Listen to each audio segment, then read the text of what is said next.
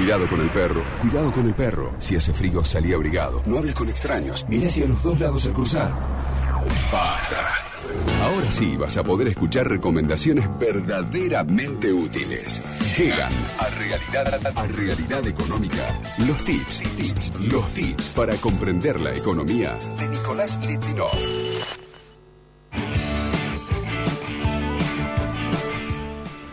Bueno, el licenciado Nicolás Litvinov es economista, fundador y presidente de Estudinero, empresa que brinda cursos de finanzas personales online. Pueden encontrarlo en www.estudinero.net. Hoy vamos a charlar con él, como hacemos casi todos los martes. ¿Cómo andás, Nicolás?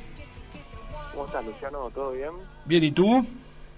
Bien, todo bien por aquí. ¿Estás en Buenos Aires? Los últimos calorcitos de un verano que ya está en retirada. Que ya se va de a poco. Bueno, el riesgo de la licuadora de pesos es el tema que tenemos para charlar hoy. Sí. Contanos. Y abrimos con una reflexión seguido de una pregunta para vos, Luciano. Que sería, la reflexión es, estamos en un país en donde uno de los sectores que más ganancias tiene, y uno de los únicos en realidad que tiene ganancias, pero ganancias extraordinarias, es un sector que no obtiene esas ganancias haciendo lo que su razón social indica o lo que su función social indica. Estamos hablando de los bancos, que tendrían que obtener ganancias extraordinarias prestándole dinero a la gente, a las empresas, estimulando la economía, mediante su razón social, que es la que ser intermediarios entre la gente del sector privado, bueno, y público también, que necesita capital, y los que tienen excedente de capital y lo quieren depositar en un plazo fijo o en otros instrumentos. Bueno, los bancos en estos momentos, como decíamos, son los únicos sectores que están obteniendo ganancias extraordinarias y las obtienen tomando dinero del público y prestándoselo al gobierno a través de las LELIQs a una tasa prácticamente que es un 60% más de lo que le cobran. O sea, le pagan a la gente el 40, el 45, ahora Banco Nación está pagando 48, de plazo fijo interés anual, pero con las LELIQs sacan una tasa efectiva anual cerca del 90%. La efectiva anual, no la nominal, sino la que se obtiene reinvirtiendo los intereses que le va pagando el gobierno. Entonces, pregunta, Luciano, sería ¿cuánto puede durar una situación así, una asimetría tan grande en una economía en donde el crédito virtualmente no existe, las tasas de interés están por las nubes y uno de los sectores que más ganancias obtiene lo hace acercándole fondos a un gobierno que está técnicamente en situación de quiebra, porque debe mucho más de lo que tiene como reserva, ¿no? Entonces, claro. ¿Cuánto puede durar eso? ¿Cuánto te parece que puede durar esa situación? Sí, no sé, poco. Bueno, sí, y después el tema sería ¿y cómo se corrige? Porque también podría ser que dure poco o un plazo mediano, relativamente poco, pero que después los bancos empiecen a prestar de nuevo. Justamente yo hoy escribí una nota en La Nación sobre los planes de autoahorro, en donde dicen que entre 1,5 millones de personas que empezaron pagando un plan de autoahorro hace 2 años, pagaban más o menos 1.000 pesos, 1.500 pesos por mes, y ahora están pagando 7.000, ¿no?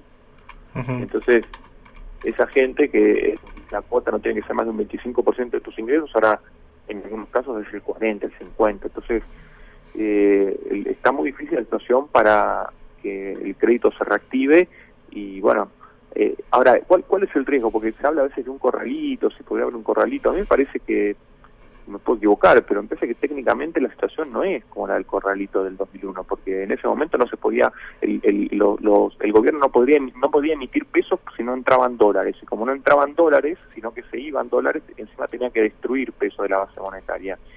Y entonces la gente había depositado en una economía bimonetaria, quería retirar dólares y no había los dólares para retirar. En cambio ahora hay algo así como entre 25 y 30 mil millones de dólares que están depositados en pesos en plazos fijos, el equivalente, ¿no? A esa suma, que es un montón de dinero que es el que se está colocando en el LELIQs a través de los bancos, ¿no? Entonces el gobierno siempre podría emitir para pagar los intereses de las LELIQs sin tener que hacer un corralito, ni quebrar, ni nada. El tema es que el riesgo es que el mercado empiece a ver que esa situación de emisión genera más inflación y sin caer en una hiper o estando cerca de una hiper, pero con una inflación acelerada, el dólar también se acelere y eso haga que los pesos que vos tenés depositados en un plazo fijo se licúen en términos de poder adquisitivo, ¿no? Que cuando te paguen el plazo fijo con los intereses, te alcance para cobrar, ponele un 30-40% menos de lo que te alcanzaba para comprar cuando hiciste el plazo fijo 1, 2, 3 meses atrás, por una devaluación muy brusca y muy violenta. Ese me parece a mí que es el riesgo, más que un corralito, ¿no? Lo que yo diría la licuadora de pesos, que eso sería una licuadora de pesos, cuyo motor de la licuadora sería una devaluación muy violenta y muy repentina, ¿no? Nico, cuando vos, digamos, ves que la tasa de la Leliq está en 62,5, ¿está? Sí, y que el gobierno dice que no va a bajar de ahí en todo el mes de abril. Y que el Banco Nación, por ejemplo, dice sube 3 puntos la tasa del plazo fijo y paga 50%. Sí. ¿No es una diferencia muy grande entre lo que están ganando prestándole al gobierno y lo que digamos y la opción es enorme? Es una diferencia, ¿no? Es un enorme porque encima es prácticamente libre de riesgo, ¿no? Está bien que los bancos ahora están tienen en su activo lo que el gobierno les debe y en el pasivo lo que ellos le deben al público, pero al estar todo en pesos, me parece que no están corriendo demasiado riesgo, y como decíamos, vos decías el 60 y pico por ciento, pero la tasa efectiva anual en la cual los bancos reinvierten llega al 92, 93%, ¿no? O sea que más que duplica la tasa de los plazos fijos, en algunos casos están al 40 y pico, no está en el Banco Nación es el que más paga, pero tenés que tener una cuenta en el Banco Nación, tenés que tener ciertos requisitos. Si vos tenés una cuenta en otros bancos privados, te están pagando menos que eso, ¿no? Y después por ahí en algunas financieras o bancos de segunda línea te pueden estar pagando un poquito más también, ¿no? Pero bueno, siempre vas a estar corriendo. Mira estas proyecciones. El dólar se devaluó mejor dicho, el peso se devaluó contra el dólar se revalorizó casi un 14% en el trimestre, ¿no? En el primer trimestre del año. Alguien puede decir, no, pero bueno, estaba planteado de octubre, sí, pero si lo medís año a año, como se tienen que medir las variaciones para tener una noción, el año pasado hubo un 100% de devaluación y este año ya tenemos un 15%. Entonces, ese 14, 15 que hay en el primer trimestre proyectado, asumiendo que este ritmo de evaluación se mantiene, cuando es un supuesto muy optimista, porque sabemos que en elecciones hay una dolarización de carteras muy importante, siempre pasó en todos los últimos 5 elecciones en la Argentina, pero mantener esa proyección haciendo cuenta que no va a haber tanta dolarización, que va a ser normal, ya te está dando una devaluación anual de casi el 60%, que para mí le mete 12 puntos más de inflación proyectada, la inflación base del 40%, que ya se está hablando, ¿no? Frente a ese escenario estaríamos en un piso de inflación del orden del 50% anual y una devaluación igual o un poquito por arriba, ¿no? De ese número. Eso al día de hoy, suponiendo que todo sigue igual que el primer trimestre. Si las cosas mejoran será menor, si las cosas empeoran puede ser mayor o mucho mayor. Por ahí me surge la duda, ¿no? Un poco teniendo en cuenta lo que pasó la semana pasada, que se disparó el precio del dólar. Muchas veces vos notás que en la calle no hay liquidez, porque nada, ves que, por ejemplo, hay dólares a la venta, pero la gente no tiene guita para comprarlos, pero sí el dólar se dispara, ¿no? Y se dispara fuerte, como pasó. ¿Esos son carteras que se van dolarizando? ¿Qué es lo que pasa cuando se dispara, como se disparó la semana pasada? Sí, fíjate, yo te dije hace un ratito que hay el equivalente a 30.000 millones de dólares, entre 25 y 30.000 millones en pesos depositados en plazos fijos. Entonces esos plazos fijos en su mayoría están a 30 días, ¿no? Máximo, hay algunos a 15 días, 30 días, 60 días, 90 días, 120 días, pero son todos plazos cortos. Entonces hay gente que va renovando una parte, otra parte la va pasando a dólar, o también puede haber movimientos. Me parece que los bancos también juegan un papel importante en esto, porque gran parte de esa plata la manejan los bancos mismos tienen su capital también invertido y dando vueltas.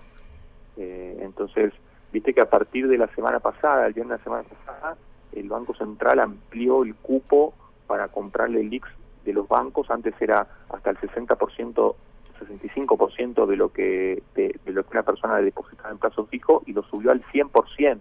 O sea, quiere decir que ahora